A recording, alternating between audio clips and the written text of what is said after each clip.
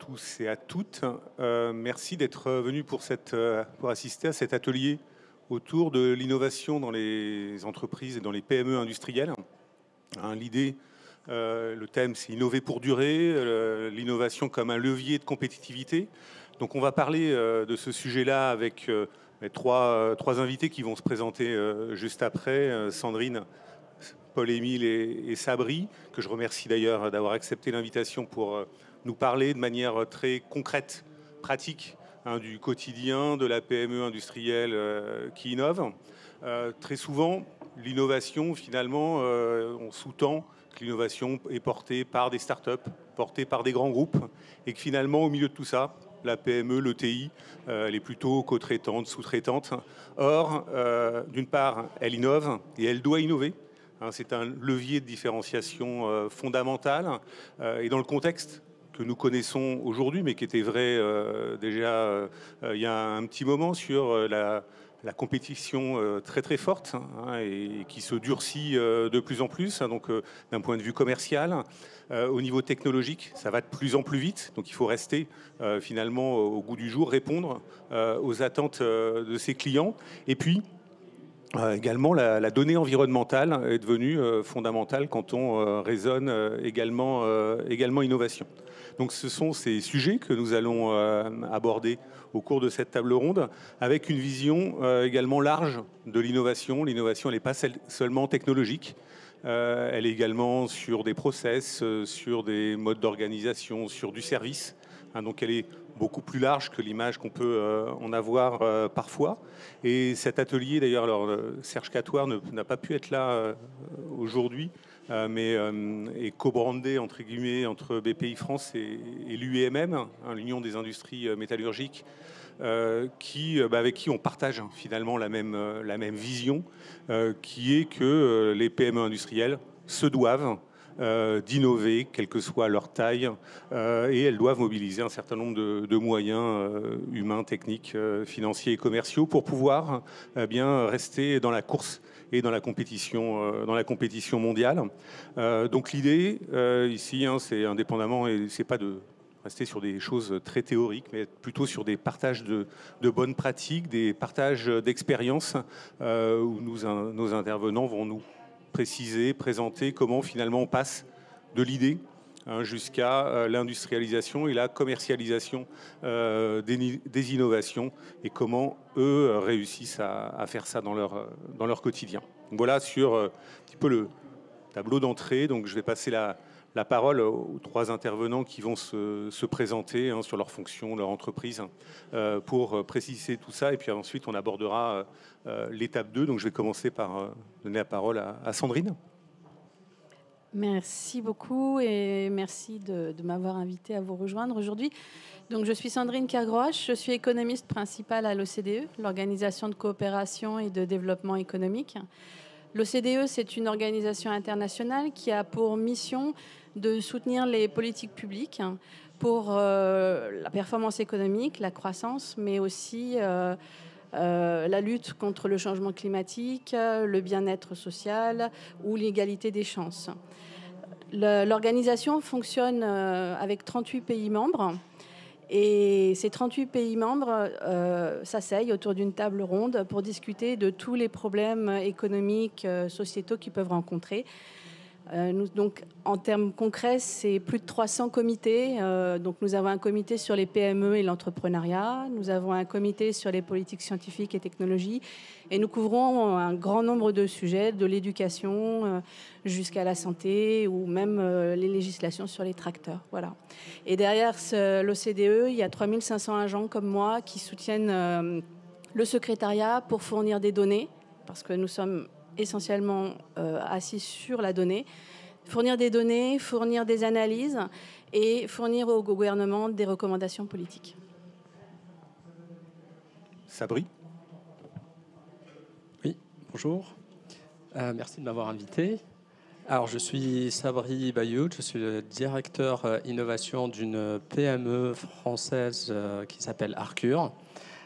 L'entreprise a été créée il y a une quinzaine d'années, donc on était une start-up. Notre produit, c'est de l'IA appliquée à l'industrie, donc de l'intelligence artificielle. Enfin, maintenant, ça paraît courant, mais il y a 15 ans, c'était assez différenciant, assez innovateur.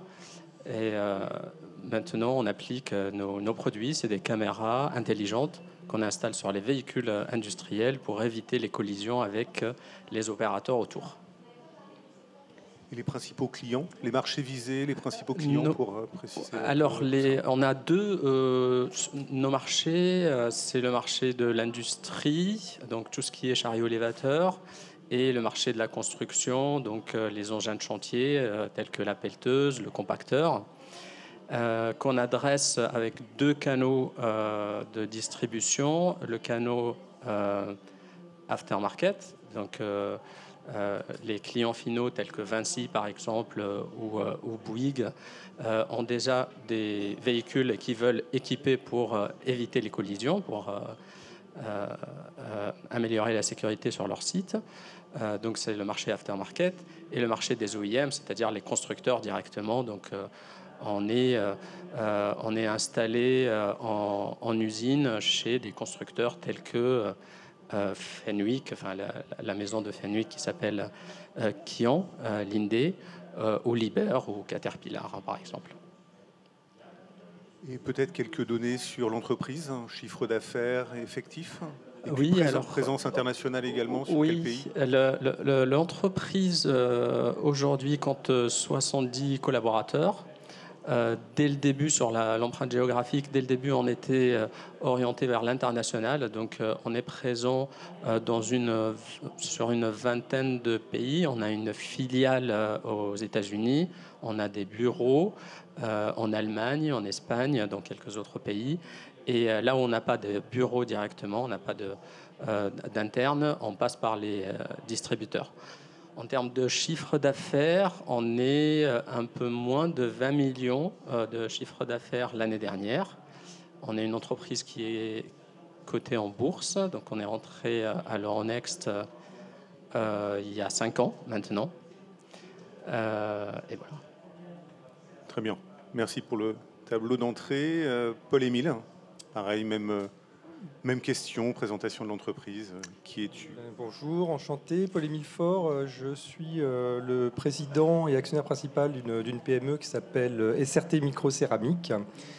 C'est une PME qui fabrique des composants électroniques, des condensateurs céramiques multicouches, des petits cubes de céramique marron généralement qu'on voit sur les cartes électroniques. C'est un composant qui est absolument universel. On en trouve dans n'importe quel appareil électronique. Il y en a des centaines dans votre téléphone.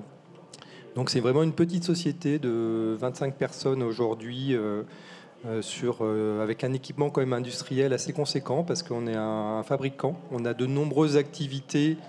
Justement, je rentrerai peut-être un peu plus dans le détail de l'histoire de l'entreprise qui est assez intéressante justement sur le sujet de la R&D, de l'innovation pour arriver justement à survivre dans certaines conditions de marché. Et donc, on fabrique les mêmes composants que des sociétés qui sont 10 000 fois plus grosses que nous. En termes de chiffre d'affaires, on a un chiffre d'affaires de 3,5 millions. Mais là, on est en forte croissance parce que les données de l'entreprise sont vraiment les étoiles sont en train de s'aligner. Et donc, l'entreprise a pour client, et pas en compétition évidemment avec les mass manufactureurs qui sont en Asie. Il faut savoir qu'il y a eu un bouleversement intégral dans le marché de l'électronique sur les 30 dernières années. Là où l'électronique était assez localisée, quand on achetait une télévision, un téléphone, l'électronique était les composants qui constituaient l'appareil électronique étaient fabriqués en France ou dans les pays locaux. Il y avait encore des fortes présences. Et il y a eu une appropriation par l'Asie de l'ensemble de ces grandes chaînes d'approvisionnement des composants électroniques qui a été massive. Donc, ne subsiste généralement dans les grands pays assez évolués que les fabricants spécialisés qui sont moins importants en termes de chiffre d'affaires, mais qui sont extrêmement importants parce que c'est le support de secteurs clés tels que l'aéronautique, la défense, le spatial, le médical, qui cherchent justement des fabricants spécialisés. Et c'est généralement ces fabricants plus petits qui sont à la frontière de l'innovation. Donc là où les Américains sont arrivés à mieux préserver ce secteur clé des fabricants spécialisés, en Europe, ça a été un peu moins le cas, vu qu'il n'y a plus que 2 fabricants qui sont encore basés en Europe, dont un qui a été racheté par les Américains. Donc on est quelque part le seul fabricant européen de ce composant clé. Et donc c'est effectivement l'innovation et la R&D sont des éléments absolument essentiels pour la survie et le développement de l'entreprise. Merci, on reviendra sur ce point-là bien évidemment, puisque c'est le thème central de l'intervention. Avant de vous redonner la parole sur finalement la deuxième étape, je me présente très rapidement. Philippe Bourdier, je travaille au sein de BPI France, la direction de l'innovation, où je suis particulièrement en charge du plan industrie de BPI France, qui est un des 2 piliers fondamentaux de la banque, avec le climat, les deux étant très, très intimement liés, et avec comme enjeu d'inciter, de travailler sur des outils qui soient le plus adaptés possible aux besoins des PME et ETI industrielles françaises. Auparavant, ça fait une vingtaine d'années à peu près que je suis dans l'entreprise sur le financement des entreprises innovantes, quelle que soit leur taille et leur âge. Et là, on est très focus, contrairement à ce qu'on fait généralement, très orienté autour des startups. Là, le but, c'est vraiment de parler des sujets plus traditionnels, finalement. Donc, le premier point abordé, on essaiera, je pense, on verra un petit peu si on est très très bavard ou pas, mais laisser une quinzaine de minutes, 10 minutes, un quart d'heure pour des questions, si vous en avez à la fin de la présentation. Donc le premier point, premier sujet, c'est finalement de répondre à la question, tu l'as un petit peu dit, Paul-Émile, c'est finalement pourquoi innover et comment. Et c'est là où l'éclairage de Sandrine est intéressant, d'avoir cette vision finalement macro de ce qui se passe finalement en France, en Europe. Pourquoi finalement, compte tenu du contexte international, on se doit, ces entreprises de taille intermédiaire et de taille moyenne doivent fondamentalement et de manière finalement presque forcée innover, et on verra avec les exemples de Sabri et de Paul-Émile comment. Alors, pourquoi innover ? Je vais prendre une double casquette. Je vais essayer de me mettre dans les chaussures d'un entrepreneur et dans celle d'un décideur politique, puisque l'OCDE, c'est aussi les pouvoirs publics. Pour un entrepreneur, innover, c'est le chemin de la performance. C'est un chemin vers la productivité, une amélioration de la compétitivité. C'est être en mesure de répondre à des demandes de marché, parfois des demandes niches ou des demandes fluctuantes. Le marché évolue en permanence, surtout, comme Philippe l'a mentionné, dans un contexte d'ouverture internationale avec la compétition d'autres pays à l'extérieur. C'est aussi une question de pouvoir mieux répondre à des demandes du marché ou des régulateurs. Par exemple, je pense en termes de comportement responsable des entreprises, le verdissement des méthodes, des process ou des produits qui sont utilisés ou des produits qui sont produits. Donc l'innovation, c'est un changement que l'entreprise met en place, que ce soit en termes de produits ou de services, ou en termes de fonctionnement interne. Donc la notion d'innovation est assez large, en tout cas telle que nous on la considère. Ça inclut tous les changements qui amènent à une transformation de l'entreprise. Pour le pouvoir public, le décideur politique, l'innovation, elle est fondamentale parce que c'est le chemin vers le bien-être et le bien social. Une entreprise qui innove, une entreprise qui est performante et qui croît, c'est une entreprise qui crée des emplois et c'est une entreprise qui a une performance économique. Donc la capacité aussi de mettre en place ces changements, comme je le mentionnais, ces nouvelles pratiques vertes ou des pratiques d'économie circulaire. Donc, quand on regarde le comportement des entreprises en France ou à travers un certain nombre de pays, on a mené des études qui sont encore expérimentales dans le sens où on n'est pas en mesure encore aujourd'hui de couvrir les 38 pays de l'OCDE, mais on en couvre déjà un certain nombre, une bonne dizaine. on regarde qu'est-ce qui se passe dans ces entreprises qui croissent, donc celles qui vont créer des emplois, celles qui vont créer de la valeur économique. Ces entreprises-là, elles ont innové, ces entreprises-là, elles ont investi, et ces entreprises, elles sont en réseau, elles ne sont pas isolées. Donc, pour le pouvoir public, il est essentiel de donner cette incitation, ce stimulus aux entrepreneurs. L'innovation est un chemin de performance, il est aussi un chemin vers le bien public. Alors, qui sont, au niveau macro, à nouveau, qui sont ces entreprises à forte croissance? Quelles sont-elles? Et là, c'est un peu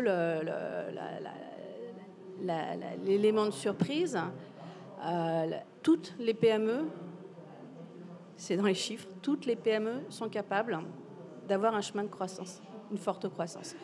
On les trouve dans tous les secteurs, on les trouve dans tous les territoires. Par contre, c'est vrai qu'une entreprise jeune, une start-up, dans un secteur de haute technologie et dans une grande métropole, a plus de chances de croître rapidement. Ce qu'on constate aussi, c'est que ces entreprises à forte croissance, elles ont une stratégie. Elles ont mis en place un certain nombre de choses avant de pouvoir expérimenter cette croissance. Elles ont innové, elles ont investi, que ce soit dans du capital humain, des gens, des compétences, ou dans de l'équipement, et elles ont travaillé sur les réseaux. Dans le secteur manufacturier, c'est beaucoup vers l'export. Dans le secteur des services, c'est le travail avec, par exemple, les universités ou les fournisseurs de services intenses en connaissances.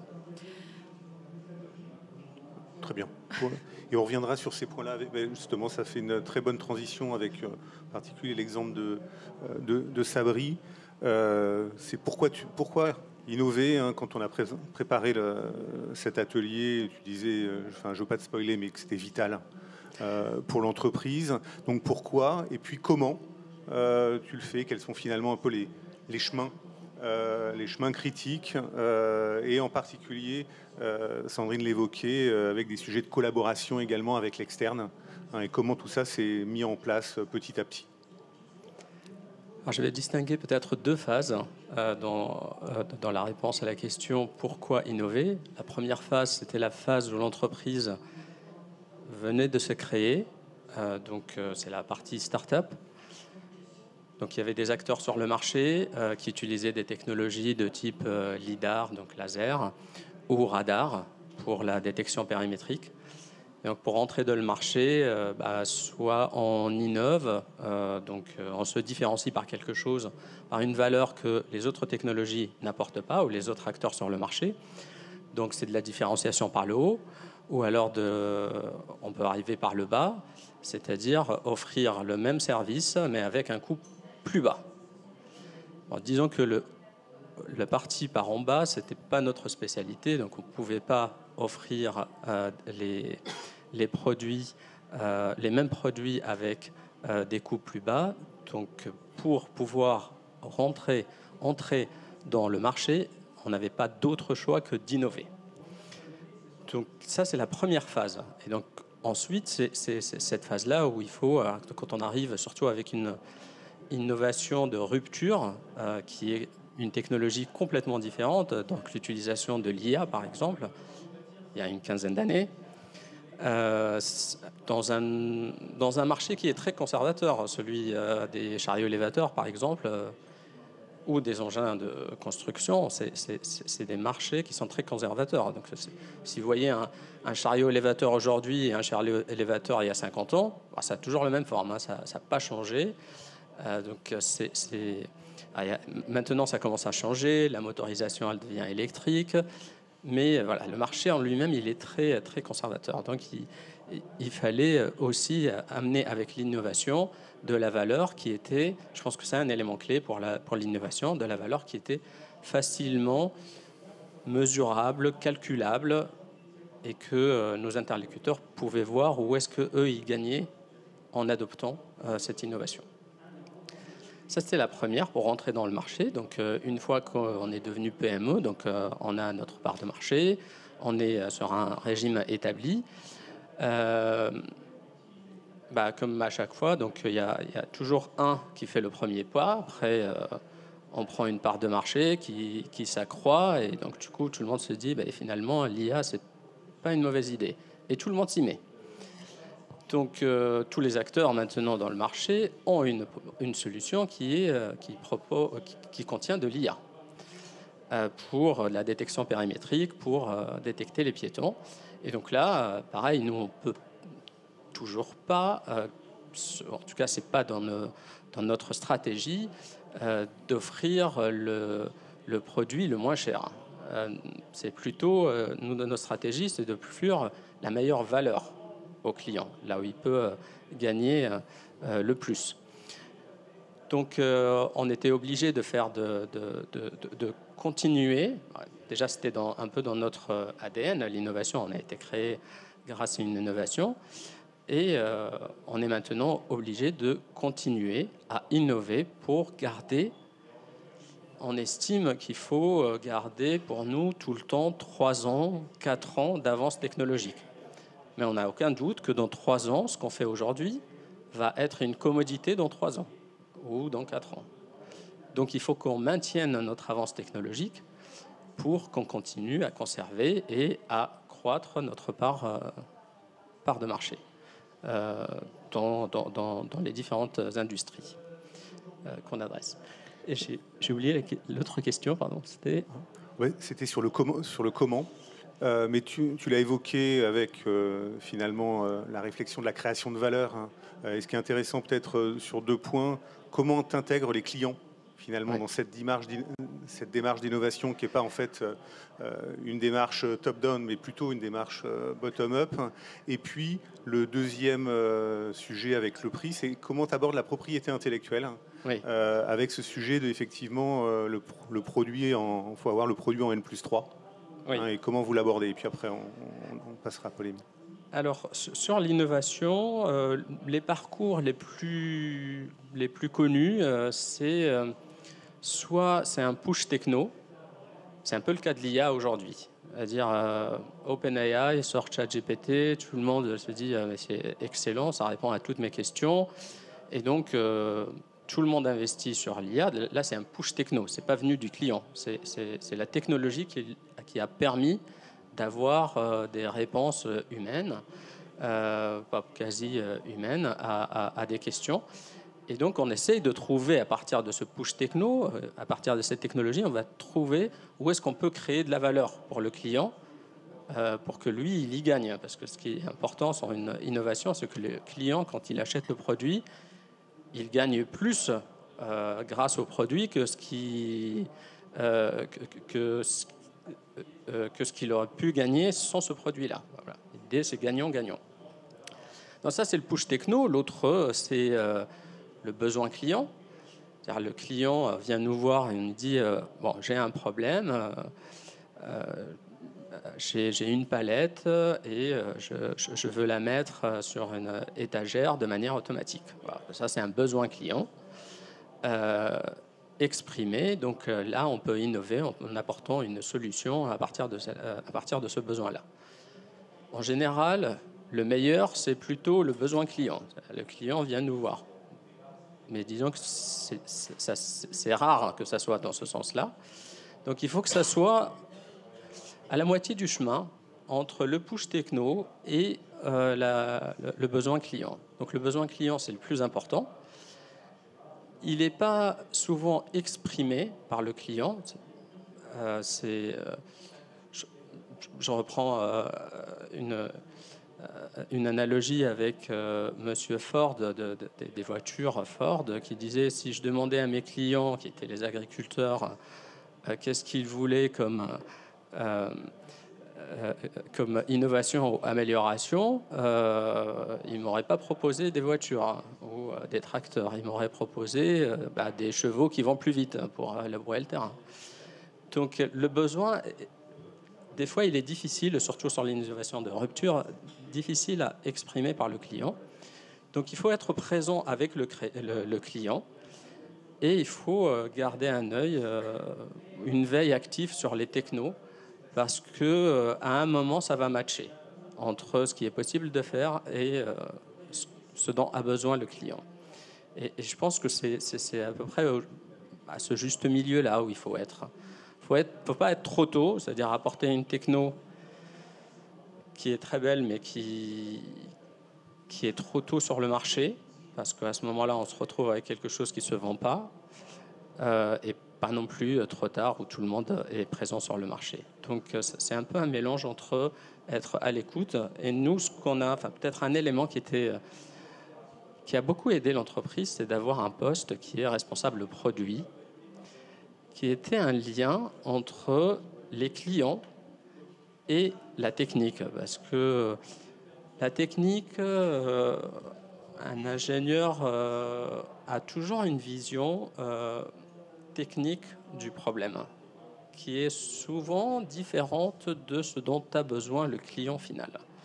Et avoir un lien entre les équipes techniques et le client aide beaucoup à trouver cette innovation ou ce produit qui va amener de la valeur et qui soit faisable. Ensuite, sur l'innovation, je dirais, nous, on suit une méthodologie sur l'innovation. Alors, il ne faut pas que l'innovation soit en silo, il faut qu'elle travaille avec toutes les équipes. Et pour avoir... l'innovation, pour nous, elle repose sur 3 piliers. L'appétence client, c'est-à-dire le client souhaite avoir cette fonctionnalité-là. La faisabilité technique, on arrive à la faire, parce que des fois, il y a des besoins, on n'arrive pas, avec les technologies d'aujourd'hui, à les faire. Et la viabilité économique, c'est-à-dire que nous, on arrive à vivre aussi avec cette innovation. Enfin, ce qu'on arrive à gagner avec l'investissement initial, on arrive à le récupérer grâce aux ventes de nos produits. Et c'est ces trois piliers-là. On travaille en mode agile, c'est-à-dire en boucle courte. Et à chaque fois, on fait des proof of concept, des prototypes, et on avance. On commence d'abord par les slides, rien que les slides, et on valide ces 3 points avec l'incertitude qu'on a à ce moment-là. Et plus on avance, plus on arrive à mieux modeler le produit, sa viabilité, à le garder, à le pousser ou à le tuer. Ça aussi, c'est quelque chose d'important de l'innovation. Tout ne va pas marcher. Et il vaut mieux tuer des produits ou des prototypes que des produits déjà déployés sur le marché. Parfait, merci. Tu as commencé à aborder un peu ce qu'on verra tout à l'heure un peu sur les facteurs clés de succès, un peu pour conclure cet item. Tu as parlé finalement de l'histoire de ta société, passer de start-up à PME. L'histoire de Paul-Émile, tu l'as évoqué un petit peu. C'est le rôle de ton prédécesseur. Tu as repris une entreprise qui existait déjà. Donc, comment est venue l'innovation ? Comment s'est fait ce lien entre ton prédécesseur, son histoire, l'histoire de la société, toi, ce que tu as apporté, comment tu as poursuivi finalement un peu l'aventure qui avait déjà été commencée en matière d'innovation ? Déjà, je vous remercie d'avoir réuni ce panel parce qu'on est un peu à deux extrêmes de ce qu'on appelle l'innovation en entreprise. Parce que Sabri est une entreprise typiquement d'innovation de rupture. Donc c'est vraiment le sens qu'on entend par innovation, c'est vraiment avoir un produit nouveau, supérieur, qui est en avance. Et l'entreprise est globalement construite autour de cette rupture et ce produit-là. Moi, dans mon entreprise, je suis à un autre extrême, parce que nous, on est un fabricant d'un produit, on ne demande même pas forcément d'innover, parce que nos clients sont des électroniciens. Nous, on est un élément d'un gros écosystème. Les clients, généralement, ils veulent absolument éviter la situation sur leur carte électronique, ils soient ce qu'on appelle monosource, ça veut dire d'avoir un produit qui a qu'une seule entreprise qui sait fabriquer. Donc nous, notre rôle, souvent, c'est de fabriquer le même produit que des concurrents, notamment des concurrents américains ou asiatiques. Donc l'innovation... on est un petit peu obligé de parler d'innovation, c'est absolument indispensable, mais je remercie Sandrine, d'avoir donné cette définition un peu plus large de l'innovation qui se situe un peu à tous les niveaux de l'entreprise. Donc il y a des entreprises qui sont effectivement qui ressortent comme ça sur un petit peu ce côté innovation de rupture, mais il y a énormément d'entreprises qui sont plus dans un mode de fonctionnement d'écosystème, qui ont des produits divers et variés, qui maîtrisent plus des briques technologiques ou des briques industrielles que réellement un produit qui se détache. Ça ne veut pas dire qu'on n'est pas innovant. On est obligé d'innover à tous les étages. L'innovation, c'est aussi une approche process. Nous, par exemple, le défi, c'est d'arriver à grossir par rapport avec nos moyens, de faire le maximum avec le moins possible. On est un peu une survivance, donc pour revenir un peu sur l'histoire de l'entreprise, on est basé à Vendôme. Il y avait une activité de condenseur céramique à Vendôme de 250 personnes, donc dans les années 90. Et c'est une époque où justement l'innovation était reine, donc notamment il y avait cette notion de faiblesse qui était un peu de sinistre mémoire, parce que c'est un peu la raison qui a, pas justifié, mais qui a laissé un petit peu filer ces éléments qui sont un peu moins sexy que vraiment d'être en haut de la conception, d'être dans les étages un petit peu inférieurs. Donc on a laissé partir ces entreprises. Donc là, cette grosse entreprise avait été rachetée par un concurrent israélien qui en a fait la base de son activité, qui est un très gros groupe qui s'appelle Vichet. Et donc il y avait ce savoir-faire, il y avait des gens qui sont retrouvés sur le carreau. Donc il y avait un savoir-faire. Donc c'est des directeurs techniques qui ont repris une petite entreprise qui était basée en région parisienne, qui s'appelait Microcéramique, de 10 personnes.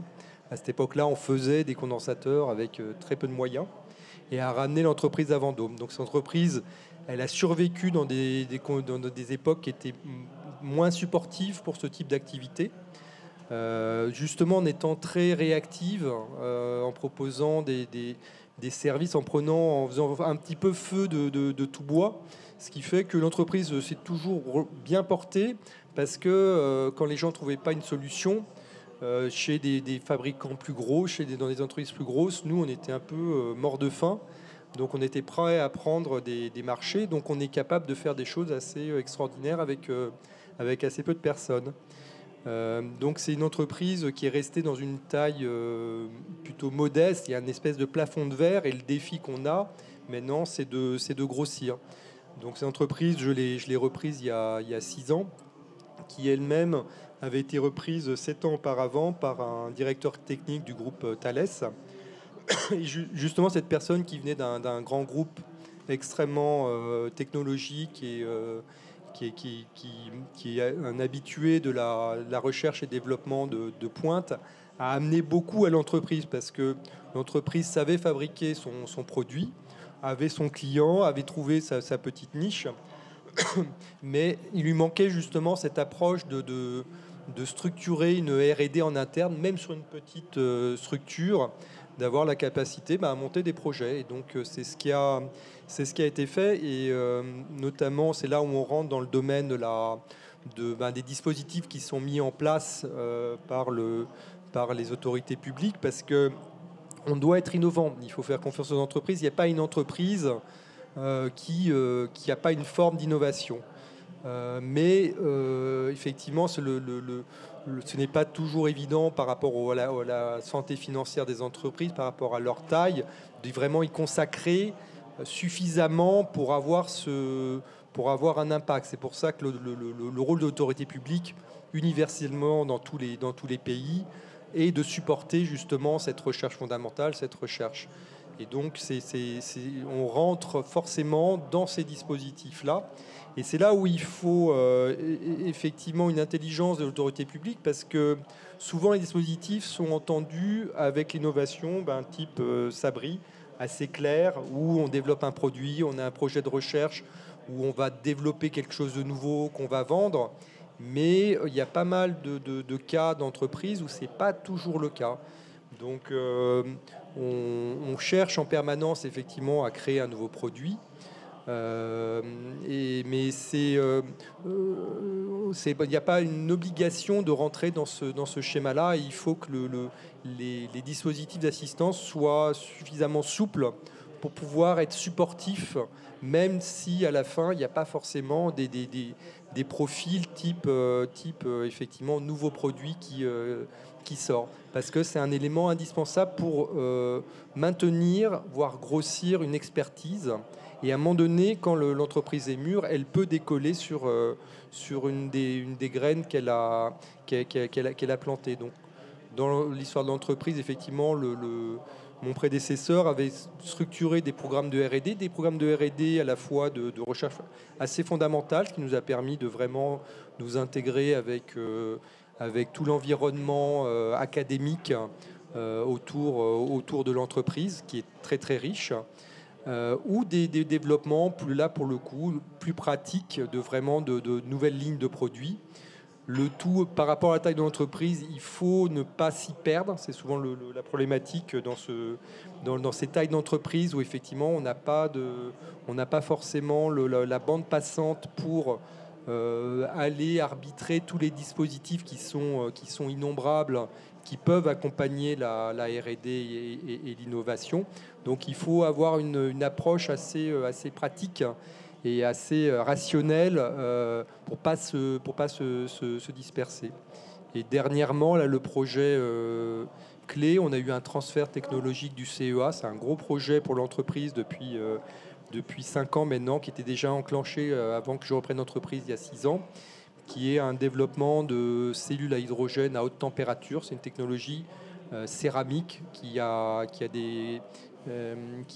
des équipements communs, qui utilisent des technologies communes avec notre cœur de produit qui est le condensateur céramique.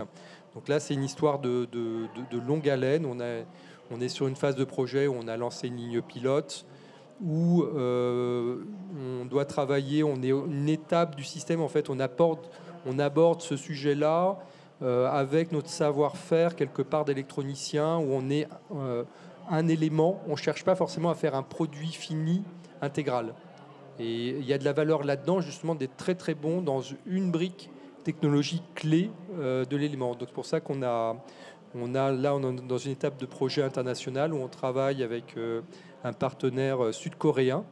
Nous, on avait la technologie des cellules, c'est des petites plaques de céramique qui servent à la fois pour faire de l'électrolyse ou faire de la fuel cell en haute température à 800 degrés. C'est une technologie de pointe qui est assez proche du décollage.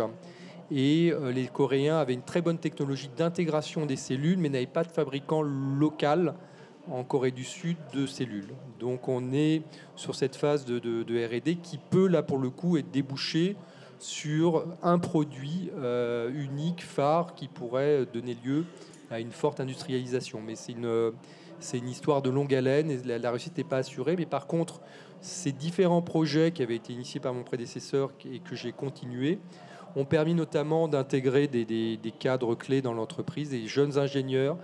On a 4 PhD dans l'entreprise qui sont arrivés à l'occasion de ces projets supportés et ont permis justement d'enrichir énormément le savoir-faire et le niveau technologique du personnel de l'entreprise, et ça se répercute sur toute la vie de l'entreprise, et c'est ce qui fait que là on arrive dans des conditions de décollage où l'entreprise va amenant toutes les briques pour pouvoir casser un peu ce plafond de verre et devenir une entreprise de taille beaucoup plus conséquente, telle qu'on l'espère.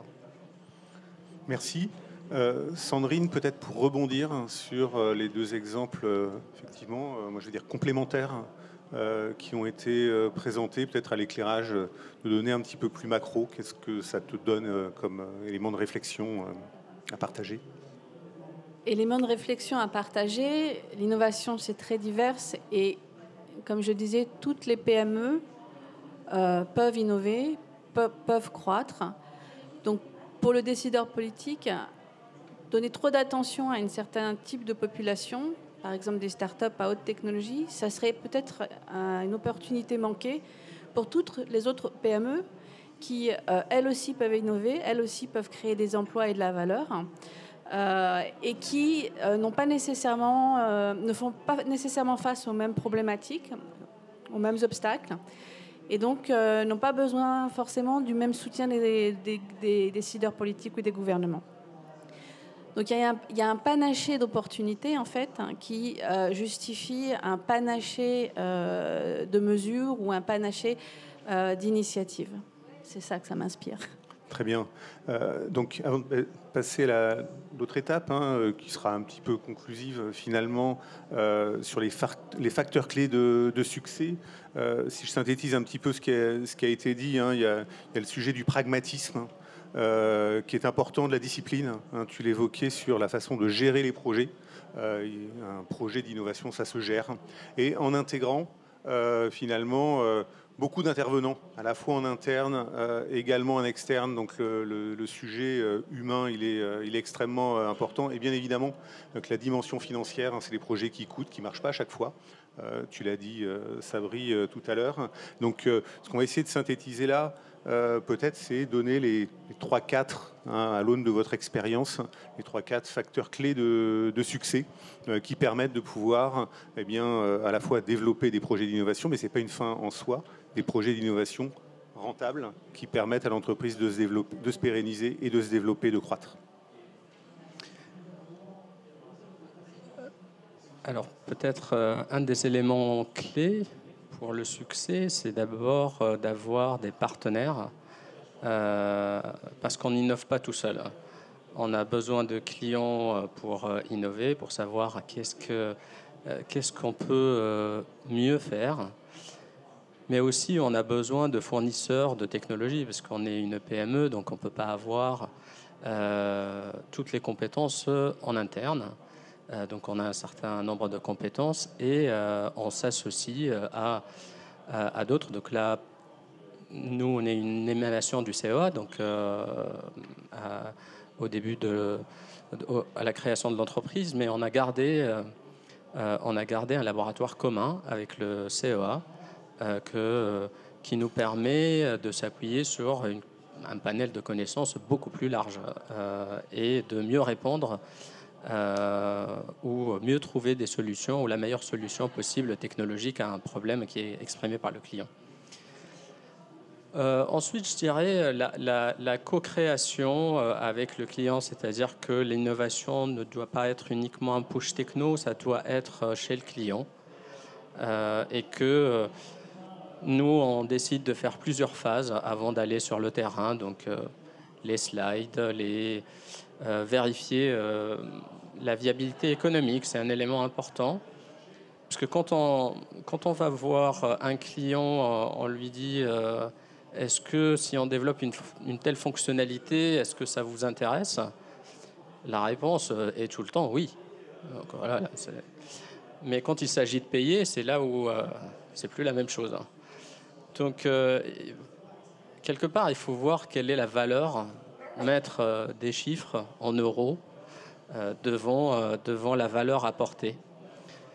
Un exemple que je partage, qu'on a fait, c'est comme on n'a pas de produit, comment on fait? Donc on développe un prototype qui coûte cher parce que c'est un prototype et on le met sur le marché et comme c'est pas un produit, on peut pas le vendre parce que sinon en SAV ça va coûter très cher. Ça reste un prototype et donc pour évaluer cette valeur, on le loue. On le loue pendant 2 mois ou 3 mois. Alors, ce n'est pas le prix de la location qui nous intéresse parce que ça amortit en rien du tout, ni le prototype, ni rien du tout. Mais ça permet de voir réellement comment le client voit le prix. Est-ce qu'il est prêt à l'acheter, je sais pas, à 10 euros, 100 euros ou 1000 euros? Ça nous permet de voir quelle est la valeur apportée et mettre quelques chiffres. Et du coup, on peut passer à une phase de MVP, donc un produit qui est viable, mais pas économiquement. Et ensuite passer à la production de masse. Donc voilà, inclure le client alors le mieux c'est toujours de la co-création. C'est pas toujours ça marche pas tout le temps, mais c'est toujours une très bonne option. C'est-à-dire que on construit un produit avec le client directement. Voilà, après une organisation, être en mode agile, essayer, alors je vais être même si on est en IA, nous, la meilleure solution, enfin, quand on nous appelle, souvent, on attend de nous qu'on parle d'IA. Et donc, il y a un client qui vient nous voir et il nous demande, j'ai ce problème-là, est-ce que vous pouvez nous le résoudre avec de l'IA? Alors, ce problème-là peut se résoudre sans IA. Donc, c'est pourquoi utiliser un outil qui est coûteux et qui demande un investissement pour mettre en place ce produit-là, alors qu'on peut le résoudre avec une règle différente et qui coûte moins cher. Donc on apporte beaucoup de solutions qui sont frugales et qui marchent. On ne porte pas forcément des solutions que de l'IA, même si c'est l'asset qu'on met en avant souvent. C'est pour ça que nos clients nous contactent, mais souvent on apporte des solutions qui sont très bien et qui marchent mieux que l'IA, parce que l'IA, c'est pas la réponse à tout, et en plus, elle est coûteuse. Donc voilà. Ok, merci. Paul-Émile, les facteurs clés de succès de manière complémentaire. Alors, peut-être, tu l'évoquais quand on a préparé cet atelier. Tu avais insisté sur l'importance de la commande publique, ce qui fait aussi le lien avec le rôle des pouvoirs publics dans les sujets d'innovation. Il y avait d'autres items. Est-ce que tu peux en parler, donner ton avis sur le sujet? Sur les dispositifs, parce que quand on a un petit peu le micro, autant l'utiliser. Donc les dispositifs, on a des soutiens qui sont intéressants et on peut que s'en féliciter.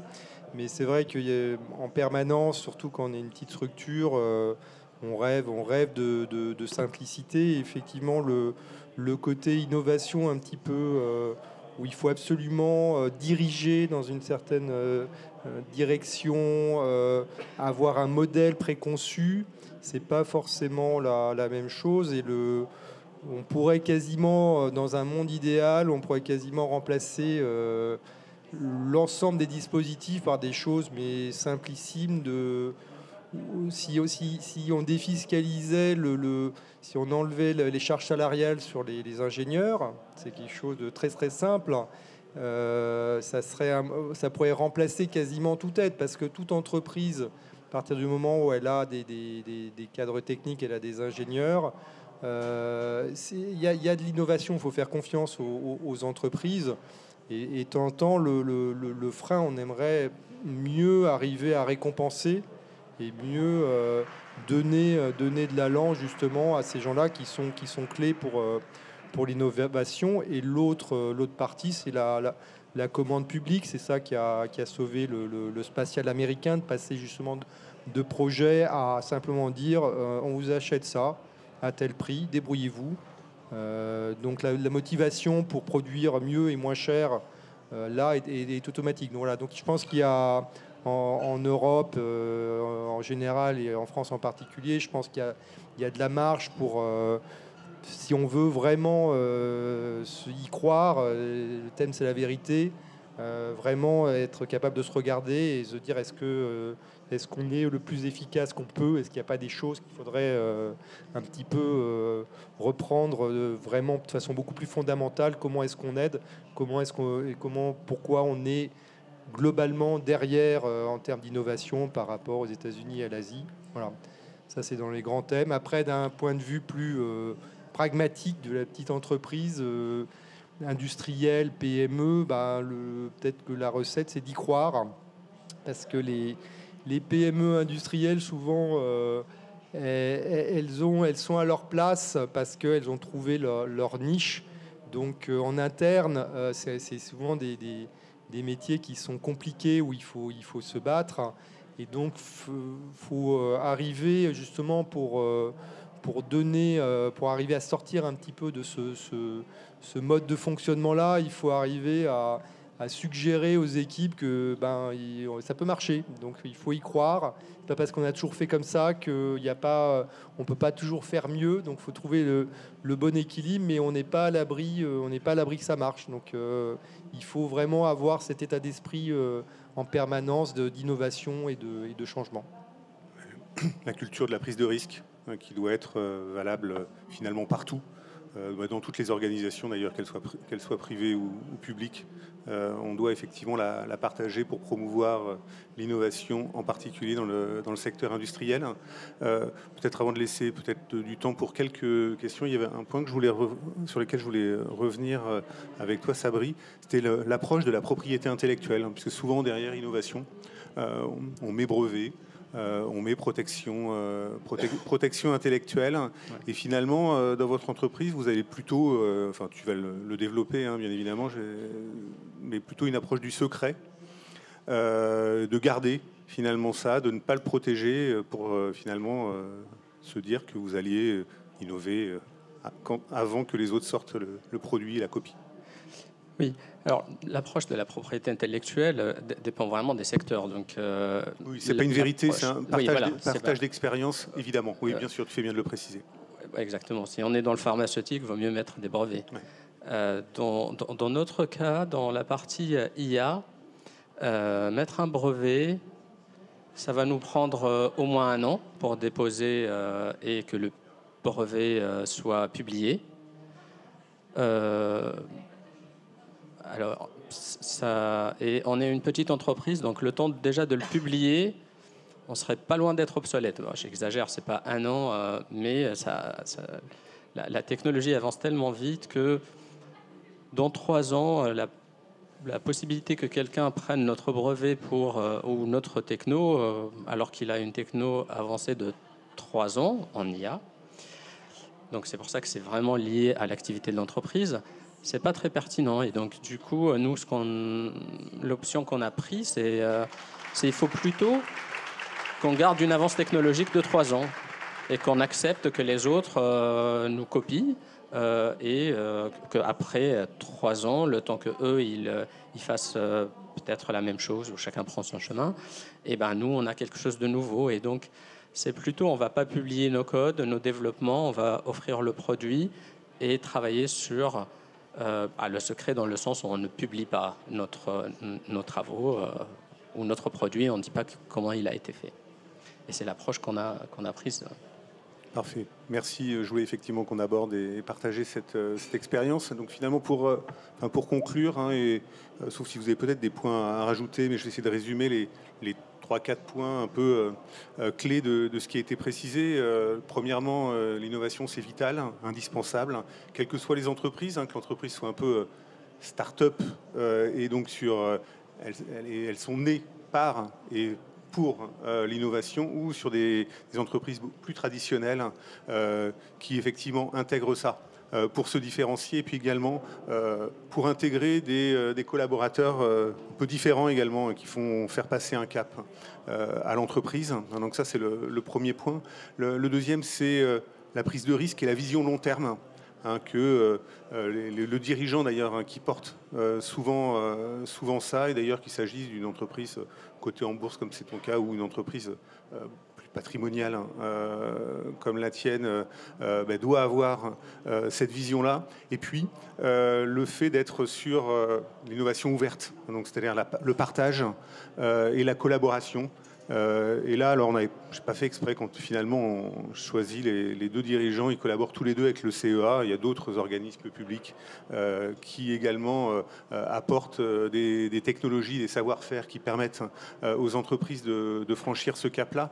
Mais cette collaboration-là, elle est vraie avec les structures académiques, elle est vraie également avec d'autres partenaires de l'entreprise, elle est clé. Et puis enfin, on n'innove pas pour se faire plaisir et pour mettre de la technique au-dessus de la technique et par-dessus la technique, mais bien en intégrant le client le plus en amont possible dans la démarche, et pour répondre à un besoin du client, parce que c'est ce qui va permettre la rentabilité du projet d'innovation d'une part, et de l'entreprise d'autre part, et donc de son développement.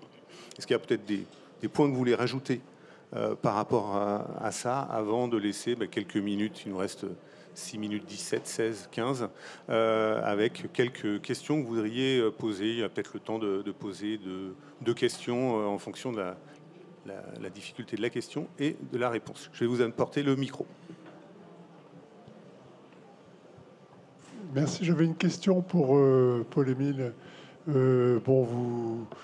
vous avez visiblement une bonne technologie, mais est-ce que vous allez produire en France? Parce que finalement, c'est le but du but, n'est-ce pas? Et nous produisons en France. Mais encore plus sur votre produit de cellules, est-ce que vous allez mettre une usine ou est-ce que finalement ça va partir avec votre partenaire sud-coréen? Non, on a des projets d'entreprise, on a des projets, des plans d'entreprise juste à côté de notre bâtiment actuel, donc c'est vraiment basé là. Même le partenaire coréen, pour dire vrai, est même intéressé pour venir produire en Europe, lui-même sa technologie en Europe, parce que le cadre européen est assez supportif. Donc si le projet décolle, et on l'espère, on pourrait avoir effectivement non seulement la partie française qui est produite, qui est produite en France, mais les Coréens qui viendraient s'installer. Et à l'inverse, par contre, parce que c'est des marchés, une fois qu'on est capable de sortir une usine de terre, on peut la reproduire. Donc l'idée, ça serait dans quelques années d'avoir le même type d'usine qui est en France, avoir le même type d'usine en Corée. Donc non, c'est vraiment très, très centré franco-français. Merci pour la question et également pour la réponse. Est-ce qu'il y a une autre question? Je vais y aller.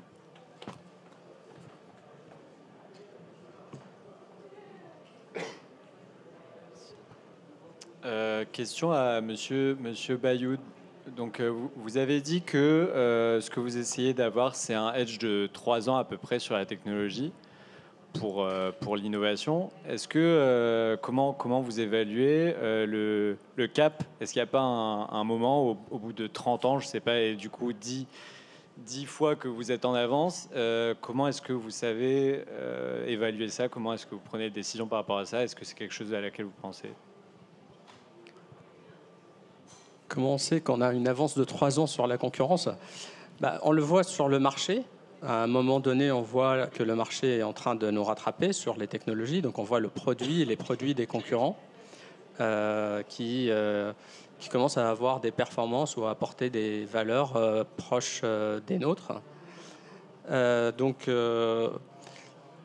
ça nous dit où est-ce qu'on en est par rapport à la concurrence.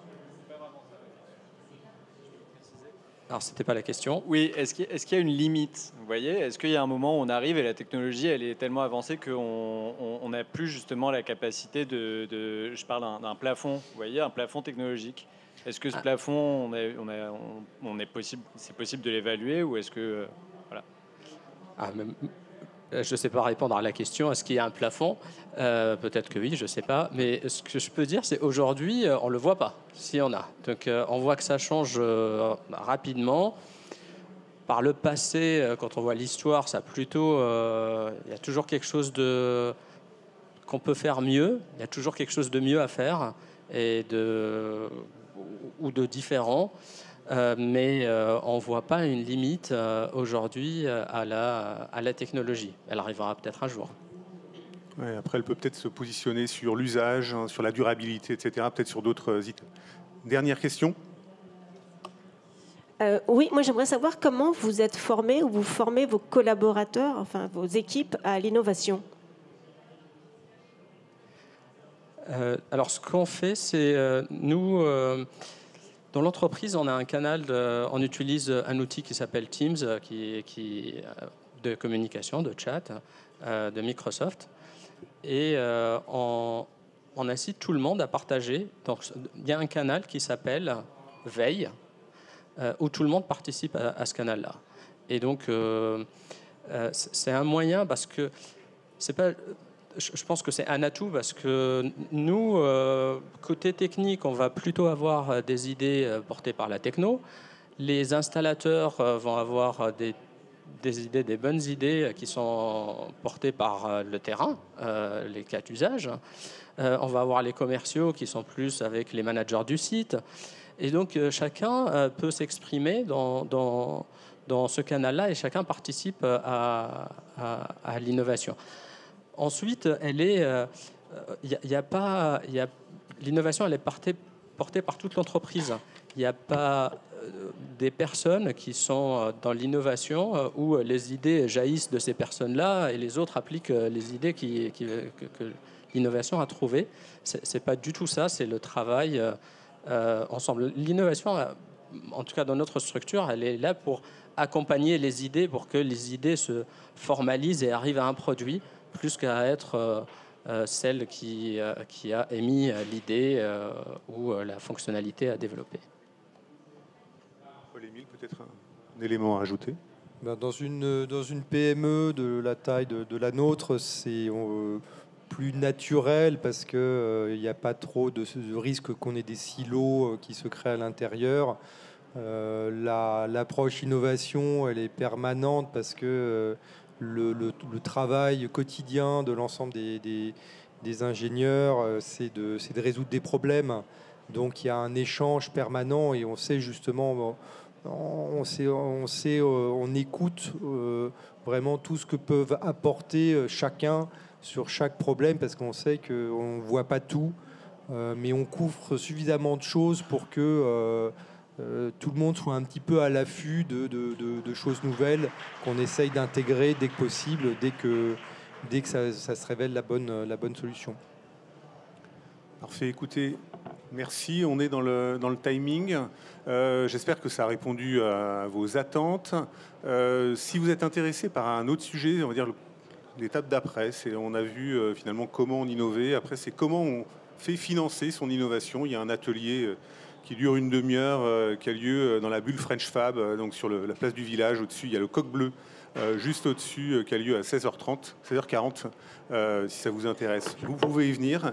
Et je remercie Sandrine, Sabri et Paul-Émile d'être intervenus et de la qualité des interventions. Et merci à vous. Et bonne fin de journée à Big. Au revoir.